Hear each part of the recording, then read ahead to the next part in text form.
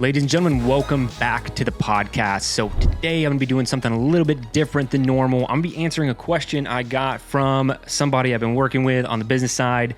Then I'm going to be going over Better Humanness Reporting, which is something that I say all teams should be doing in their team meetings, but I want to start doing it on the podcast to give you a little bit of transparency behind the scenes, what's going on in my life, all those kind of things. So I'd love any feedback on kind of this new style of episode, and I'll talk more about that at the end. But let's jump straight into this 1099 versus W-2. Okay, so I get this question quite frequently.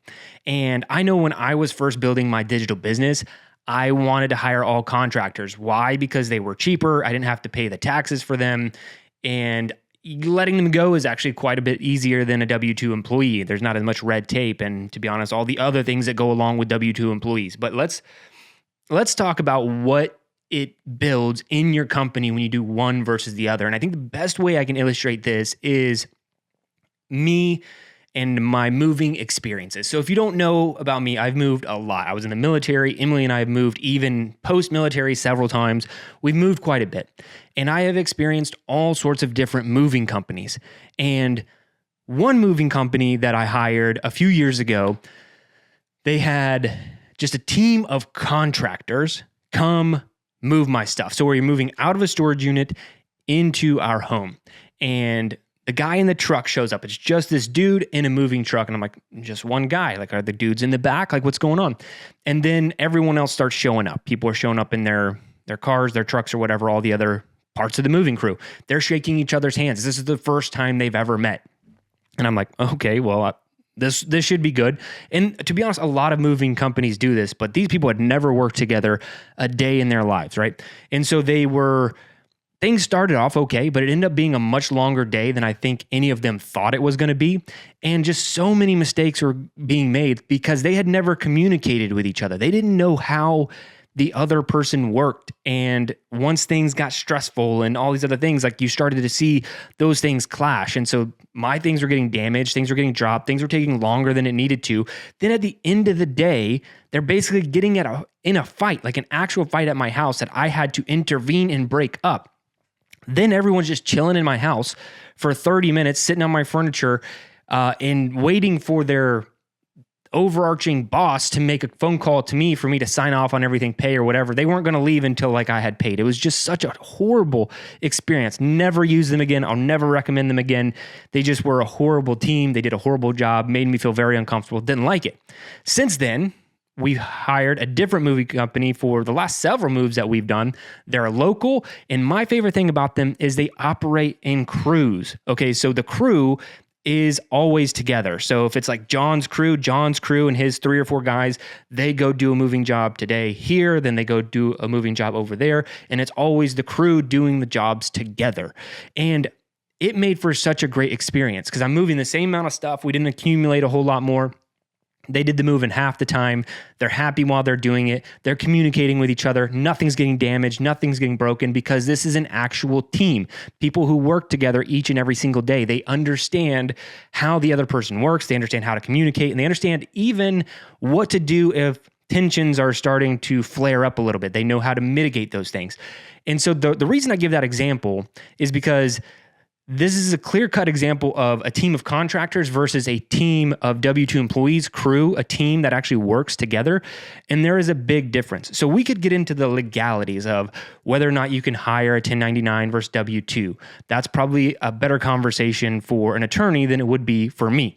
And then also we could talk about the downsides of W-2 employees, like I was saying at the beginning, just the overall expense of the employee, because if you have a certain number of employees, depending on your state, you might have to provide a 401k, health insurance, all of these different things.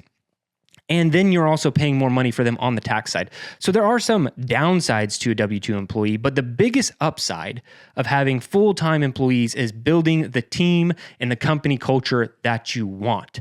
And I think that is where you really excel when you are wanting to build something that lasts. You're wanting to build something that has a mission, a vision, because contractors can only get so far within that world, right?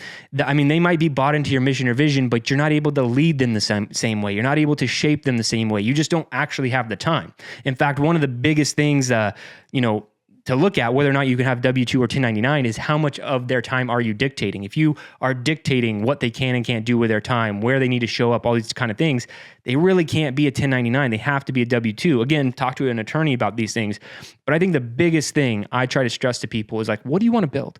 What do you want to build long term? Do you want to build a company, a culture that you're excited to be a part of, that you have a team that you want to work with, that you guys have a culture, you have a sense of humor? Those are the things that you want to keep in mind when you are trying to build something that lasts. So if you are going down this road, don't always look at the short side of I might save some money. Contractors can be great for this, that, and the other. Like we use a lot of contractors in PT Biz for our coaching. And that's because they're amazing, awesome entrepreneurs. And that is their superpower for them being able to coach. And they're still really bought into our mission and it works out great. But if you're trying to piece together an entire company of contractors, like we have our core team of W-2 employees in PT Biz as well. And that's where we're really able to dive in with people and spend more time with them, develop them, work with them. And that really excites me. It gets me fired up to have a team, to be able to lead and to really dive in. So if you're considering one or the other, just think about the crew versus contractors, what you want long-term, and ultimately what you are trying to build. And I think that'll help answer a lot of the questions when you're going down this road. All right. Now I said I was going to do a little bit more behind the scenes. And the reason I want to do this is because I just want to kind of take the podcast a different direction than what I have been doing. Maybe slightly longer. We'll see if this episode ends up being any longer than normal ones. But I really want to start to go behind the curtain a little bit. And I think the best way for me to do that is with Better Humanness Reporting. So you've heard me talk about it if you've been paying attention, or if you've worked with me on any sort of level, or I've done podcast episodes on it. But Better Humanness Reporting is something I've implemented across all teams, all companies, where at the end of whatever meeting we're having, if it's a metric meeting, KPI meeting, whatever, we will do Better Humanness Reporting at the end. And the end is, in the Better Humanness Reporting is fairly simple. We go, hey, what are you reading? How many times did you work out? And what is your biggest win, both personally and professionally, over the last 7 days since we last met? And this helps me so much as a leader to be able to understand my employees, where they're at, what they're talking about, how they're developing themselves, what they're reading. They can hear what I'm reading. And I think if I can start doing this on the podcast, you're going to start to see a lot of the behind the scenes with me. You'll get in my mind what I'm reading on a daily basis, on a weekly basis, how I'm training ultimately, and what's going on both personally and professionally, and the things that are exciting me and what's going well right now. Here's what I want from you. If you are a listener to the podcast, just give me some feedback, however you can do that. I know a lot of people within the PT Biz Mastermind listen to this. Shoot me a message within our private circle DMs. Let me know. If you follow me on Instagram, give me some feedback there, or as always, reply to any of my newsletters. I'm really looking for feedback on what you think of this style moving forward. So let's dive into it. I'm going to do my Better Humanness Reporting as if I was in a meeting with a team right now. So let's start with training. So I trained 6 times over the last week. That's typically my average. I'm hitting 5 to 6 training sessions each and every single week. And my training has been, it's been a lot of guesswork over the last year or two. To bring you up to speed, I had a pretty bad back injury a few years ago when I was trying to achieve a 500-pound back squat and 5-minute mile on the same day. And I got really close to achieving that goal, but also hurt my back pretty badly. And since then, it's been very hard. I mean, I've recovered 99%. The only time it flares up is if I try to go back down that same path with specifically getting faster mile times and a heavy back squat. Doesn't seem to matter how much PT I do, chiropractic care, my body goes into this protective mode when I start loading my spine. So anyway, not to bore you, I wouldn't normally go in this much detail on Better Humanness Reporting, but I'm trying to bring you all up to speed of where I'm at. So what I've been doing in these 6 training sessions lately, a lot of kettlebell work. I love the kettlebell. It doesn't hurt me. It makes me feel energized. I've been doing that along with some longer runs, getting about 2 1-hour runs in per week. And then the rest of those sessions, the next 4 are kettlebell strength training, maybe some sort of a light circuit work, something like that, maybe more high intensity. And those are the things I've been doing, really enjoying training right now. So that's what I've been doing 6 times per week. That's generally the goal. And also trying to hit sauna sessions a couple times a week as well in the evenings, which has been difficult lately with the schedule, but still trying to get those in as much as I possibly can. Now, on the reading side, I'm currently reading 2 different books. The first one on the business side is The Science of Scaling. This is by Dr. Benjamin Hardy. This is the author that also helped Dan Sullivan with 10x is easier than 2x, and Who Not How, I believe. So Dr. Benjamin Hardy, he's writing some good books. The Science of Scaling is pretty cool. It's kind of in that same vein of the 10x is easier than 2x idea. It's like setting the right big goals. So far, I found it pretty interesting, a little repetitive, but ultimately pretty decent book. Now, I'm also reading Practicing the Way by John Mark Comer, which this is a book on the Christian faith. If you didn't know that, I am a Christian, and I've been reading a lot of these books as well. So that's what I'm reading to better myself both in business and spiritually. So that's what I've been doing on the reading side. And hopefully I can give you more book recommendations as we go. I'm always reading, trying to better myself, always probably juggling 2 or 3 books at the same time, and I will start to report those here on the podcast. Now let's dive into both personal and professional wins over the last 7 days. So I'm going to go professional first. So what we have been building, going back to me talking about crew versus contractors, we have been building a crew, a team at PT Biz. And I feel like right now our team is really, really clicking. And part of my struggle over the last year has been my tendency always is to jump back in and do it myself. Any kind of work. Like it's like, oh, you can't figure that out. Don't worry, I'll do it. And part of the reason is a lot of times it moves faster. I just want to get it done. Maybe I have the time to do it. I want to execute it.